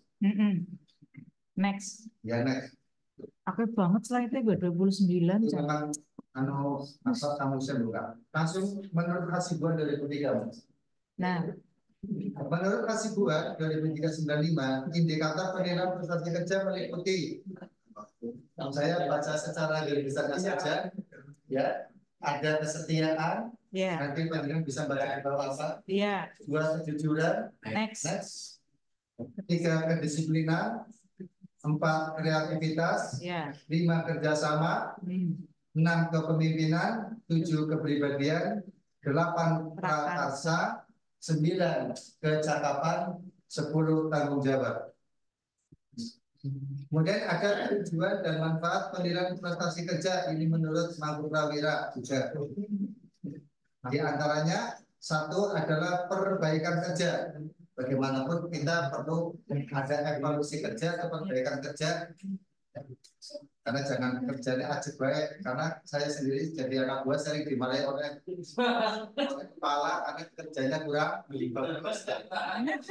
Itu resiko anak buah. Jadi kalau kita dimarahi oleh anak buah ya alhamdulillah, jangan malah dendam.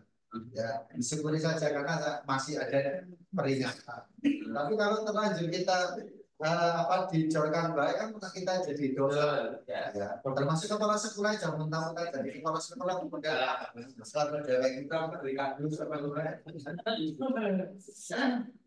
Kan diri kita terlalu. Tujuan dan manfaat penilaian ini tujuannya. 1 perbaikan kerja, ada penyesuaian kompensasi. 3 keputusan penempatan. 4 kebutuhan pelatihan dan pengembangan. Yang kelima, perencanaan, planning ya, dan pengembangan karir atau ada umpan balik kinerja membantu pengambilan keputusan. Yang keenam, penyimpangan proses staffing. 7. Ketidakakuratan informasional.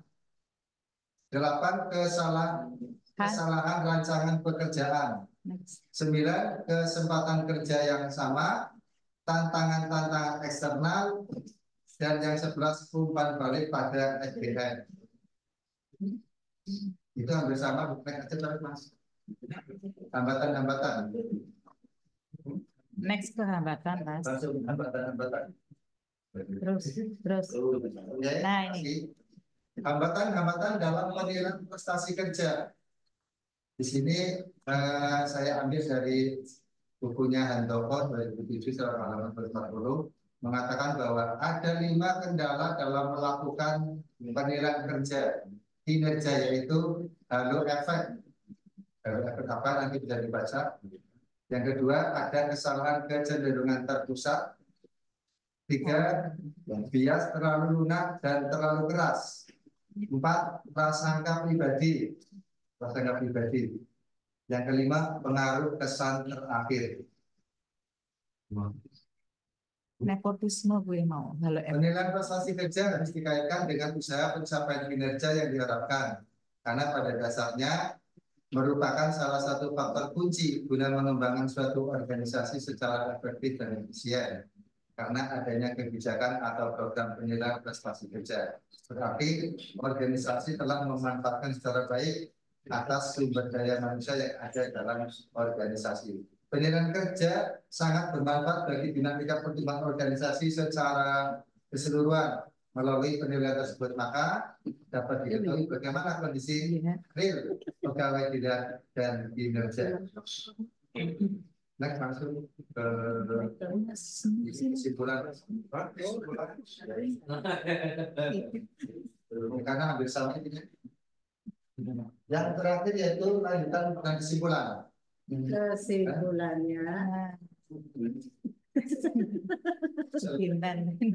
Kesimpulannya penilaian yang pertama, penilaian prestasi kerja berpengaruh signifikan terhadap kinerja pegawai. Artinya, penilaian prestasi kerja pegawai dapat meningkatkan kinerja pegawai karena hal itu menjadikan dasar kriteria yang harus dipenuhi oleh seorang pegawai.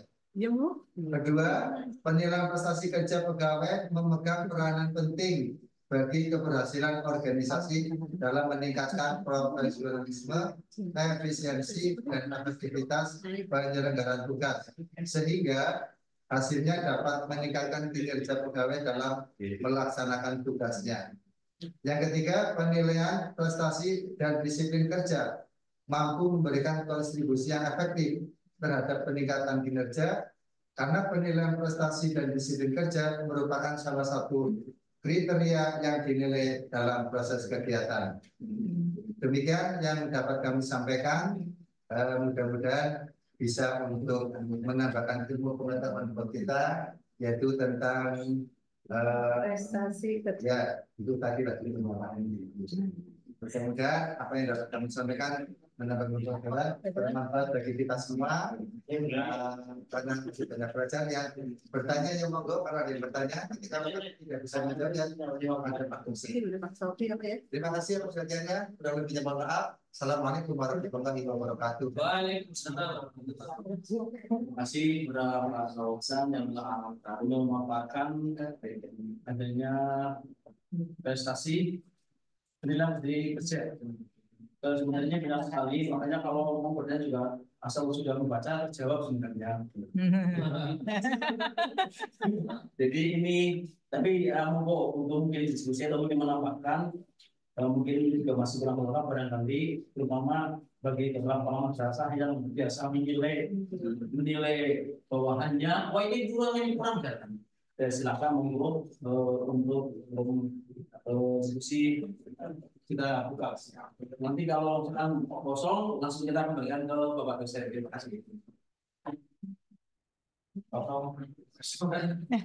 Daripada orang yang daripada kasih takut. Mbak, assalamualaikum warahmatullahi wabarakatuh.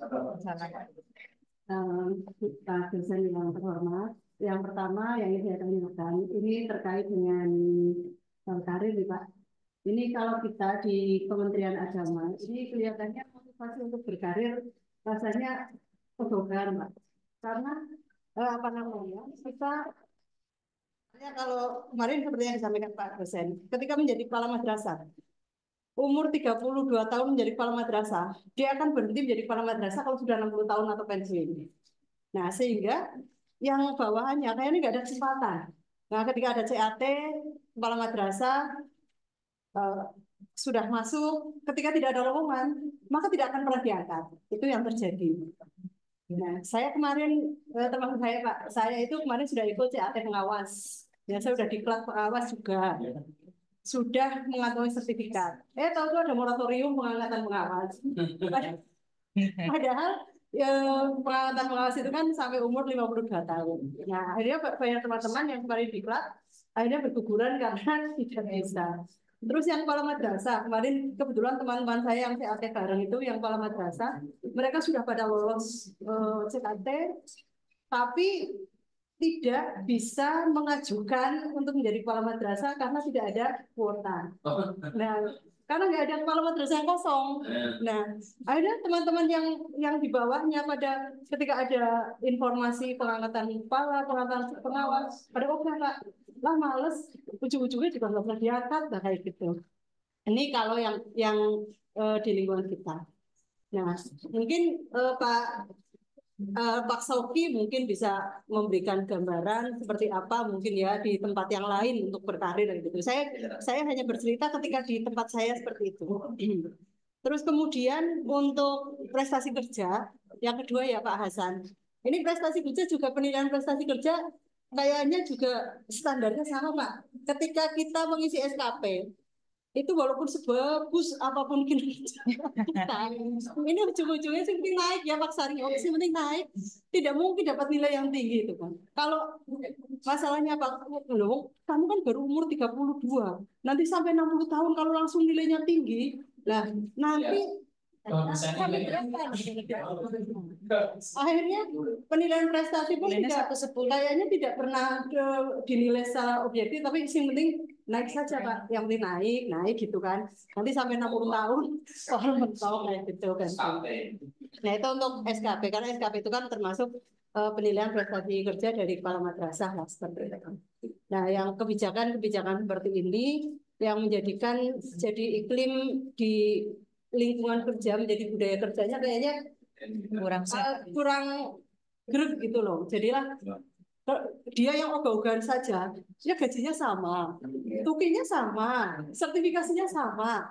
Loh, saya yang obat mabit seperti ini nih, SKP-nya juga nilainya sama, gajinya sama, tukinya sama. Akhirnya jadi kadang berpikir seperti itu. Ini kalau kita melihat kayak tadi Bu Fitri yang apa namanya manajemen apa ya Mbak kelalen imbalan karena bagaimanapun juga yang namanya orang kerja kan tidak mungkin selamanya lillahi ta'ala tok kayak gitu ya, lillahi ta'alanya oke, tapi ya tetap ada titik-titiknya yang lain juga diharapkan. Nah, Pak saya hanya bercerita tentang yang realitas yang ada, mohon arahan penjelasan dari Pak Soki atau Pak Hasan atau Pak dosen terkait dengan ini.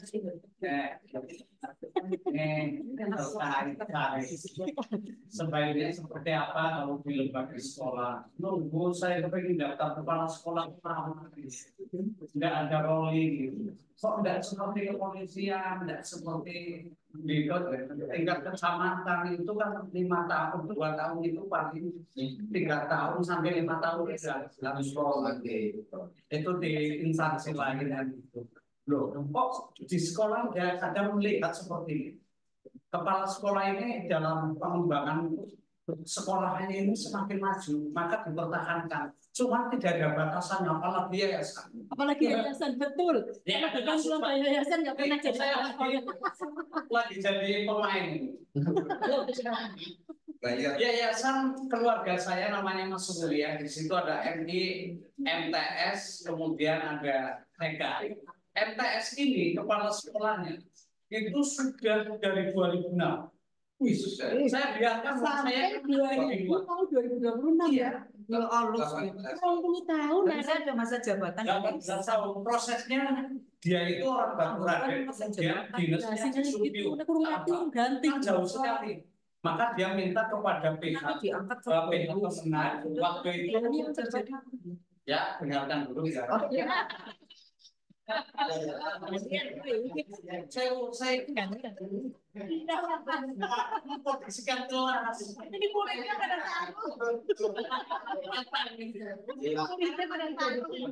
Ini, jadi ada sebuah kasus, nanti itu jawabannya, nanti ada kesimpulannya. Ada orang yang kepengen tidak, oke. Pak, waktu itu pemenangnya kan Kiai Bumila yang sekarang dosen, sekarang dosen ya. ya. Nah itu mutasi, bahkan dijemput dari SMP Muhammadiyah Supiu dipindah di Baturaden, dimasukin dia di Yayasan Keluarga saya. Dengan catatan murid itu di Baturaden. Saya tidak terlibat saat itu karena saya di luar tugasnya. Saya kan di Aliyah Rodototori di Dukuwaru, jadi saya bukan di yayasannya. Kayaknya support kalau dari yayasan. Saya biarkan lama-kelamaan suruh menghidupi yayasan karena yayasan ini afiliasi Nahdlatul Ulama gitu ya. Yang punya nadirnya itu saudara saya juga Rocky Surya, saya Tamfidian. Untung Setelah dibiarkan lama-kelamaan, kalau dulu sebelum dia itu selalu setiap tahun ziarah ke Wali Songo. Ini agak lamban, oh ternyata ideologinya beda. Saya telisik ke kampungnya gitu, ternyata bapak dan mbaknya itu bukan satu ideologi. Naik pitam saya. Saya naik, kemudian saya langsung hubungan dengan komunikasi dengan Kemenang, kebetulan Ibnu Asaduddin temannya Mas Imam. Pak Ibnu, dia anak penting banget ya. Aku mau yayasan kayaknya di zona B, sekolahannya kayak repot ini. Akhirnya saya ketemu dengan Ibnu Asaduddin dengan Pak Rodikun, saksi dari keluarga, saksi dari orang kepala sekolah ini tangganya. Ya kebetulan orang tuanya mewakilkan musola saja, melihatnya beda. Wah, nambah panas kan. Akhirnya eksekusi. Ini bentar lagi eksekusi karena ini kan masih awal semester. Nanti semester menjelang akhir. Ini saya sudah MOU dengan Pak Ibnu Asaduddin, kemudian dengan Kasih Penmai Madrasah di Sumbawa ya. Pokoknya mau tidak mau harus diganti. Pak itu kan yayasan. Yayasan itu kewenangannya nanti loh. Kewenangan yayasan, oke. Dia kan kepala, dia kan PNS. Kalau yayasannya masih sering setiap bulan didatangi sih mungkin di Sogok apa gitu. Dia tetap di situ Rejo gitu. Dapat tunjangan kepala sekolah lumayan gitu. Dan kemudian karena ini agak keberatan melepaskan kepala sekolah ini, maka saya minta kemenangnya. Panjenengan punya kewenangan. Ini kan PNS. Kalau yayasan itu, kalau kepala sekolah menang yayasan, tapi panjenengan punya hak untuk memutasi. Ada kemungkinan akan dimutasi. Gimana mutasinya? Wah, nasi atau belu biru. Tapi jangan Pak, yang dikata jaknya rencana akan dilempar di Beji atau di Sumbar. Kasus Pak, dan itu akan dieksekusi 456 dari dan itu silent ternyata kebocoran. Wah, ini Pak Sauki. Saya ini memang hunting memang benar-benar ini. Satu kasus lagi ini biar Pak. Masjid BKN itu kan di bawah naungan Kemenang, Pak. Di Baturaden itu ada 2 masjid BKN. Itu kan di bawah Kemenang, berarti milik umum. Saya sengaja bikin yayasan, langsung ke notaris Bumi Maroton, bikin yayasan, orang-orang yayasannya diantaranya adalah orang yang berseberangan. Dan saya pembinanya yang punya hak prerogatif. Buat yayasan itu semuanya pembinanya adalah semuanya sekutu pengurus yayasan adalah kami semua. Jadi mau siapapun itu adalah hak menang kami. Ini memang upaya kita yang pertama. Ya, Jadi Pak Raden itu aman dari wahabi, aman dari segalanya ini Pak. Karena posisi sekarang saya bukan atas nama ini, atas nama MWC. Bagaimana Pak Raden tetap kekuatan ideologinya itu satu. Ini satu contoh bahwa rolling itu, karir itu kadang tidak menikah. Tapi kalau aturannya sudah jalan bagus, katakanlah meskipun itu yayasan, milik yayasan, yayasan harus mengacu.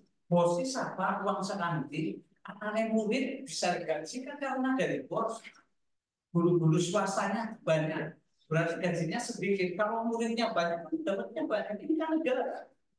Maka pihak Kementerian Agama harus punya wewenang, jangan sewena-wena karena kepala sekolahnya itu yang menentukan yayasan, maka seumur hidup. Jadikan orang punya kekuatan, biar dengan kekuatan ya seperti saya, maka dia akan selesai. Saya minta kepada yang lain, maka aturan yang disampaikan Bu Lela, upayakan kalau bisa aturan ini seperti di instansi, seperti di kepolisian. 2 periode, jadi Bu Lela mau datang kepala 2 periode, tapi nanti dipindahkan toh, gitu. Tidak ada aturan yang kemudian 2 periode selesai enggak, upayanya dari sana itu mutasi. Pindah. Kalau kayak gitu tidak masalah, 5 tahun lah pindah. 5 tahun pindah. Selama tidak ada yang pensiunnya tidak bisa. Pensiun memang jabatan itu sudah pensiun dia. Tidak ada yang pensiun, tidak ada yang punya kesempatan menduduki jabatan. Rolling saja tempatnya, rolling kepala Hanya rolling, pindah, rolling. memang seperti itu. Kalau mau mengubah sistem, ganti presidennya dong. Tapi memang Pak tidak usah diganti mau sebentar lagi. Oke, Mas, ini jadi nanti benar regulasi para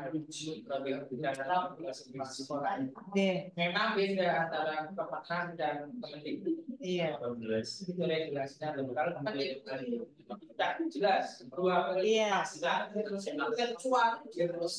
istimewa yang luar biasa menemukan satu dia sebagai apa bisa kembali paksa tapi kalau biasanya kali sehingga misalnya jadi kepala sekolah itu 35 tahun 2 kali 45 tahun dan menjadi kepala sekolah kembali ke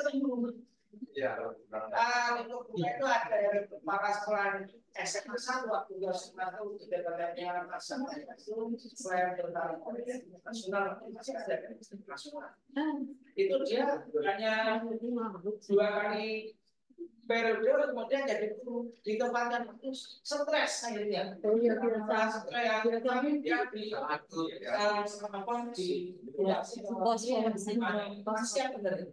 itu yang penting tapi regulasi mana ketika dia sudah menjadi kepala sekolah sekarang untuk hidup dia sudah seumur hidup artinya dia sampai pensiun kepala MTS negeri 1 misalkan tapi pindah 1 periode ganti digeser aja terus digeser terus sampai kalau tidak ada kasus yang kalau ada kasus yang sudah benar-benar dia tidak masuk pengawas atau ada mungkin karena jadi kepala sekolah di takdirkan kasus yang namanya sama kita kemudian tidak kepala sekolah itu pengawasan dan dia beri pengawas. Maka regulasi seperti tadi mulailah sudah daftar kepala, ujian kepala terus nungguin pergantian kepala yang ketiga ada pensiun yang generasi kaderin nggak bisa masuk ke sana karena itu jobnya tadi yang di ya DPK semua ditarik dari yang swasta dari sekolah MTS maupun ditarik seminta jadi tempatnya itu dia kurang tahu ya bahasa kita kali ya tapi kalau di Google seperti itu periodenya Pak Bambang Susilo ya para kebumen itu tarik semua akhirnya ya ada resiko nggak beban dan sebagainya kalau dia masih di situ ya biasanya jangan dalam posisi kepala Ya, dia tidak diberikan sekolah, jadi hanya guru saja. Tapi sekarang kayaknya sudah dikembalikan di fase kesatuan yang negeri. Nah, seperti itu maka tadi seperti Bu Lele, ada moratorium pengawas yang tujuan orang kalau mungkin di Jawa Tengah ada ratusan ya. Yang itu baru semua tinggal itu karena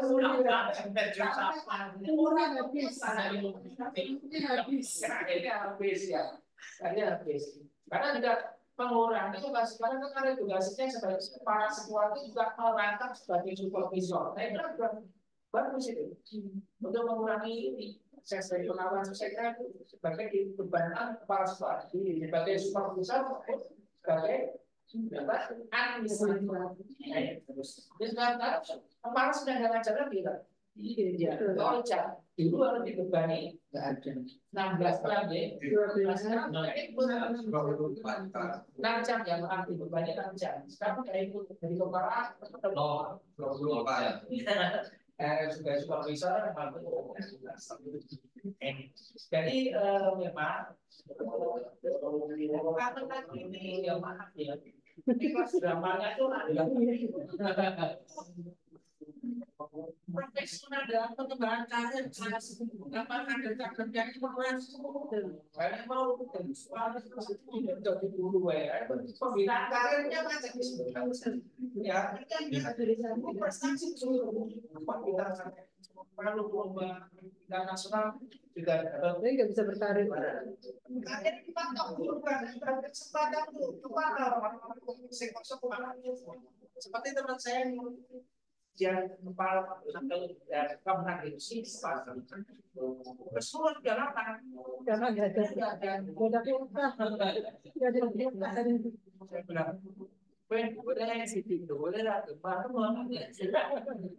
bagaimana ya pernah dulu jangan kepala saya kita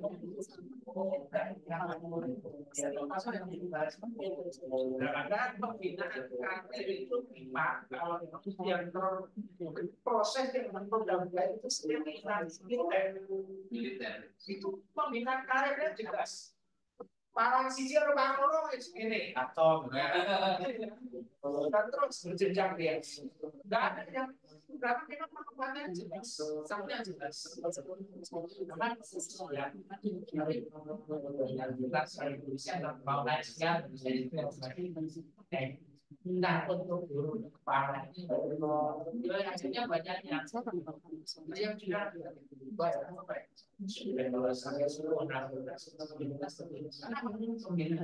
kemudian memang prestasi kepala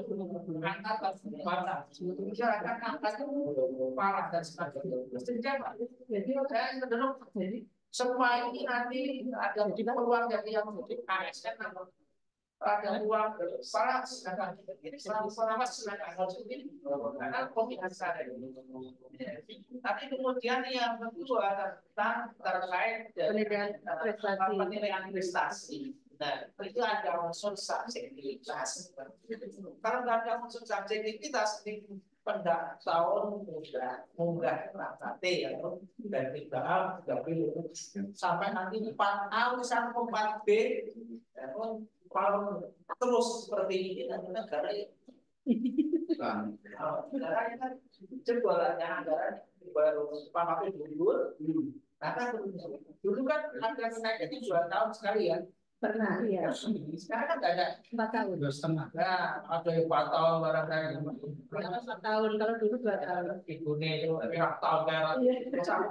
Sama dengan saya. Iya. Ada kasus ini saya pernah ini saya kan terakhir itu pengangkatan 2021. Yang 2022 yang 2020, yang 2021 dan 2022 itu hangus katanya. Nggak bisa untuk kenaikan pangkat, iya kan? Infonya ya sama ya? Iya. Makanya kalau kita itu salah satu subjek yang juara juga kita berpikirnya anggaran negara. Kalau kita kurang tahun muda, Seperti dulu. saya Indonesia rasanya beratnya. Saya itu anggaran negara. Sekarang minimal 4 tahun. Ya 4 tahun aja. Bersenang juga tidak tapi. Jadi saya tidak bawa saya. Karena juga sudah saya katakan sudah 1-2 tahun yang lalu. Bayangkan, lalu itu mana aja orang mendukung saya, orang saya gimana yang cinta sama dengan itu ya. Ya, aku pensiun dari profesor. Iya, Mas. Yang mau pasar aja. Pada kesini kan proses. Kurangnya apa sebenarnya? Oh, saya berbulan membosan membuat itu untuk saya. Tidak sangat biasa. Nah, itu Bapak Ibu sekalian, jadi skema penilaian kerja maupun yang sudah kan karir itu memang harus hak dari masing-masing. Baik negeri maupun swasta itu hak dapat jadi harus diperhatikan. Kalau di yayasan tambah nggak bisa berkarir, Pak. Ya, yayasan pembina ya, siapa yang menentukan? Itu. Ya, pokoknya kalau orang gitu ya sudah ganti baik. Kan gitu ada yang unsur subjektivitas biasanya. Kalau maklum nggak yayasan ya, karena punya beliau kok. Ada keluarga kita maklum lah. Oke, saya kira bapak-bapak ibu yang sudah betul ya jelasannya. Bisa kalau ini melewati itu. Kemudian biar pulang yang dari materi saya tidak terlalu sulit ya. Kira sekarang dan proses sudah otomatis. Kan minggu depan, soal kita masih daring ya. Gitu. Oh, juga tugas monggo. Pokoknya nanti akhir bulan. Saya tapi proses juga tuh ada yang ketentuan pokoknya seperti 3 W. Rasa bisa. Teknik solo ya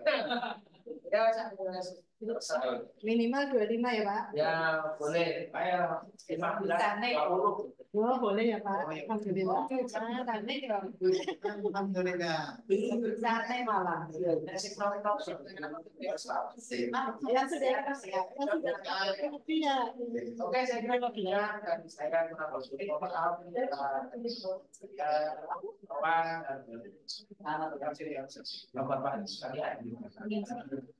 Oke, kita akhiri. Assalamualaikum warahmatullahi wabarakatuh. Waalaikumsalam warahmatullahi wabarakatuh.